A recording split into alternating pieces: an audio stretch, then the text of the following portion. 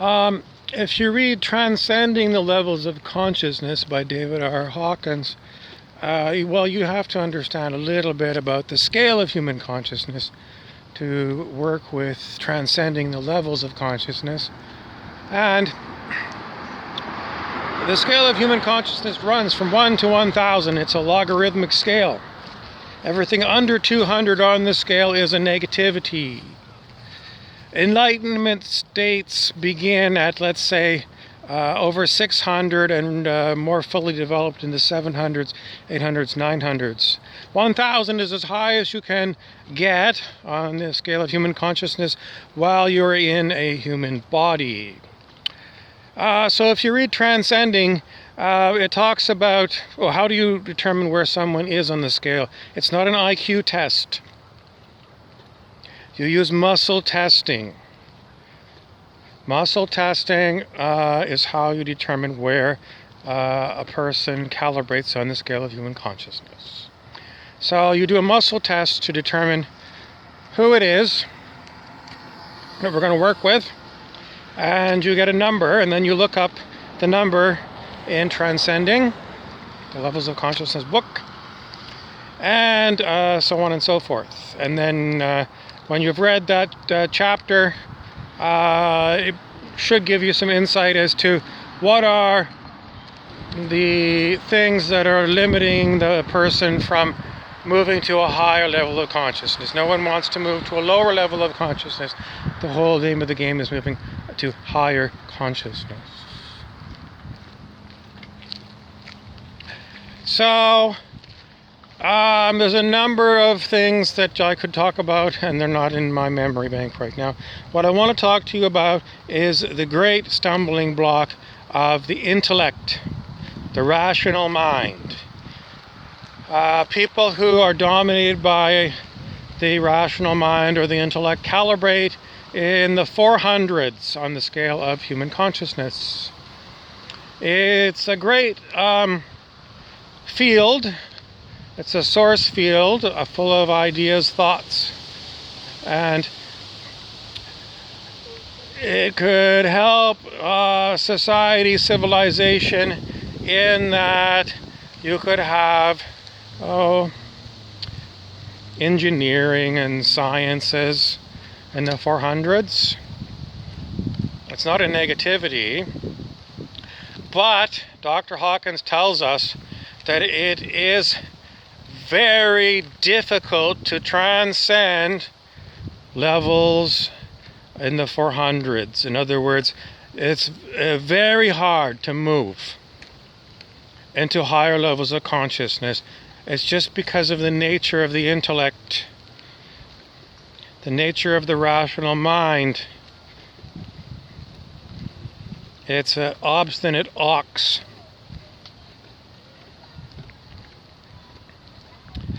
So what you would need to experience to help you move beyond that field is to perhaps read Transcending and see that there are listed states of consciousness that are of higher consciousness than rational mind. And the rational mind is going to say, screw that, this is a stupid book. It's, they're just selling it to me because they want to make money. There's no truth in it, and the rational mind sits there and gloats because it thinks it's so smart. But the seed has been planted in the rational mind that there are things better than it, and it's going to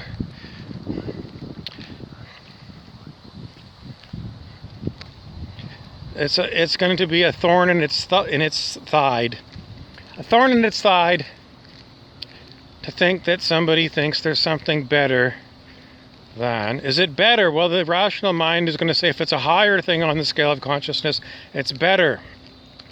An enlightened sage might say, from the perspective of the 400s, it's a better, but from the stage of an enlightened sage, perhaps the word is wrong. I can't tell you exactly. That's just something I remembered people saying, that one state of consciousness is not better than the other. I don't think it's correct. I think that there are better states of consciousness. But some people say, accept people as they are, and, no one's better than no one else. And that's a certain belief structure, and I don't think it's correct. Because if you're in an enlightened state of mind, it's a state of freedom. Okay, then go behind me, just because we got to get out of the way. So, in my little walk today, I've already seen 3 people walking around wearing paper masks. Immediately, I think to myself,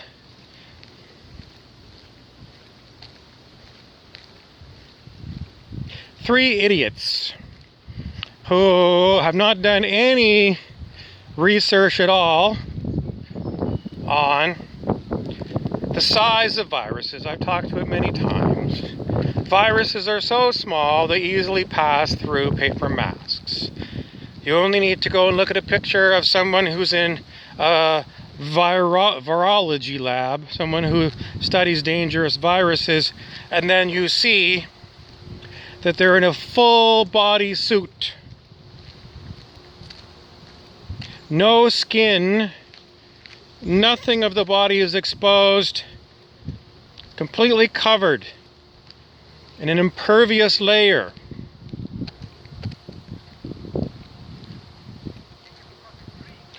And the air is probably piped in from outside, so you're not even breathing room air.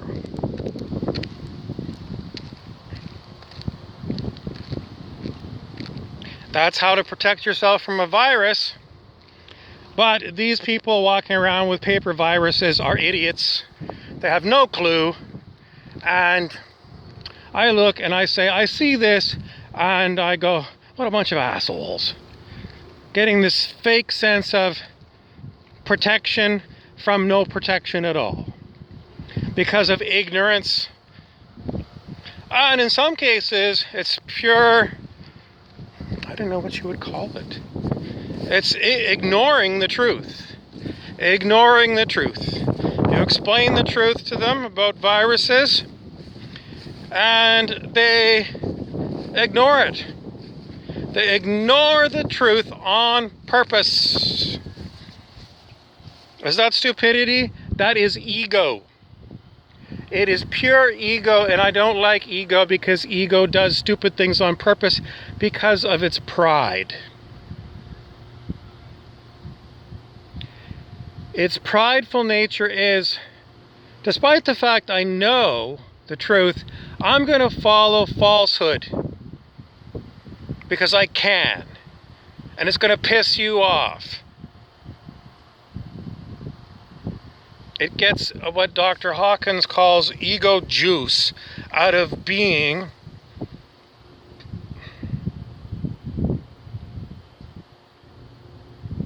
this way. So, there's nothing I can do for idiots, egoic people, and stupid people, and ignorant people. Is it their fault? Yes, it's their fault. Why? Because they have lost their curiosity that every child has. And they've grown up into stupid adults. Brainwashed, dumb, without any sense of wonder.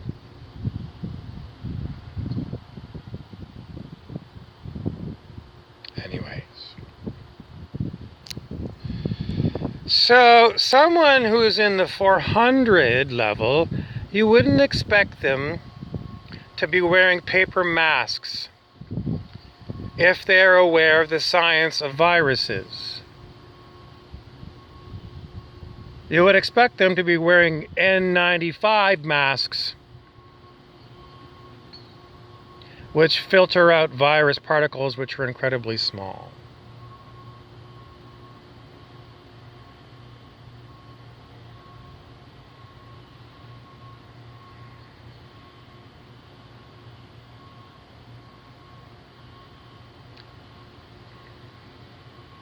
The reason why Dr. Hawkins says people in the 400s have a hard time transcending that level is because they want evidence. The people in the 400s have trouble with evidences because if they have conflicting evidences, they don't really know how to put one piece of evidence up against another piece of evidence.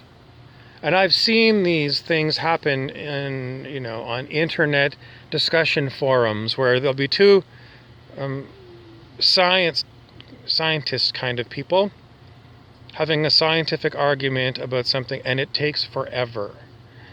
They'll talk about their point, and they will post sources, and if you start to read the sources, you might have to spend 6 months reading one person's sources, and the other person will give you different stories that contradict it.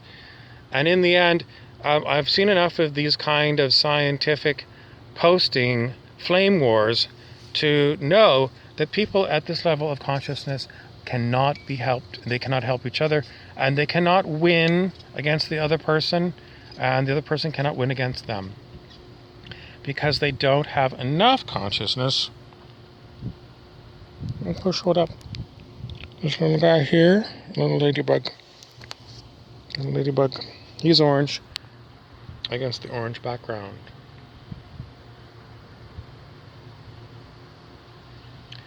So how can you break someone from their reliance upon the rational mind and the intellect?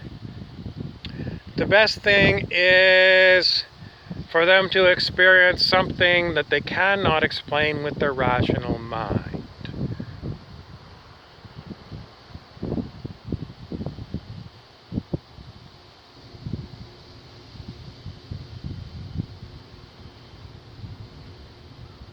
How that happens, I think you have to have somebody who's transcended the 400 level around, because that person is going to be tapping into a higher source field, a higher consciousness source field, and then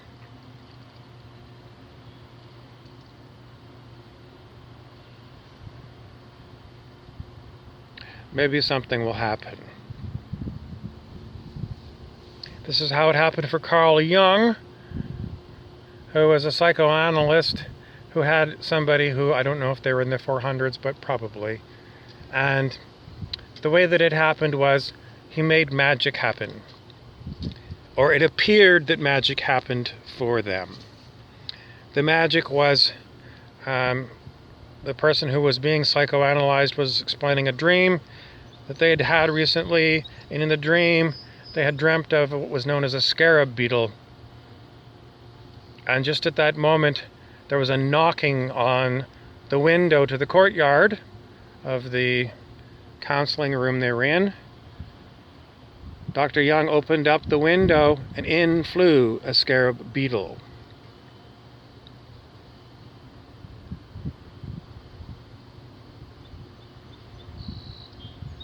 That was a demonstration that was supposed to break the strongly held connection that the person being psychoanalyzed had to the rational mind, because this one seemed to be, how would you explain it from a rational mind, an unbelievably hard statistical event.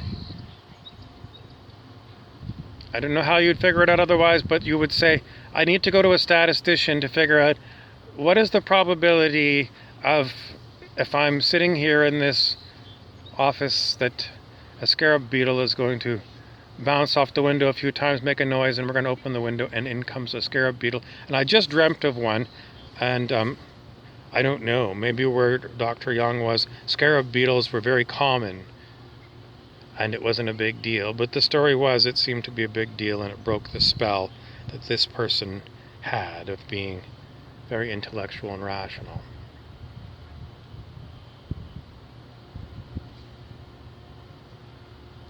I've told this story before. Please subscribe and share. I've got lots of these stories that I keep telling over and over again to help you break free of your lower consciousness fields and leap into higher consciousness. I'm Moosey Wilson.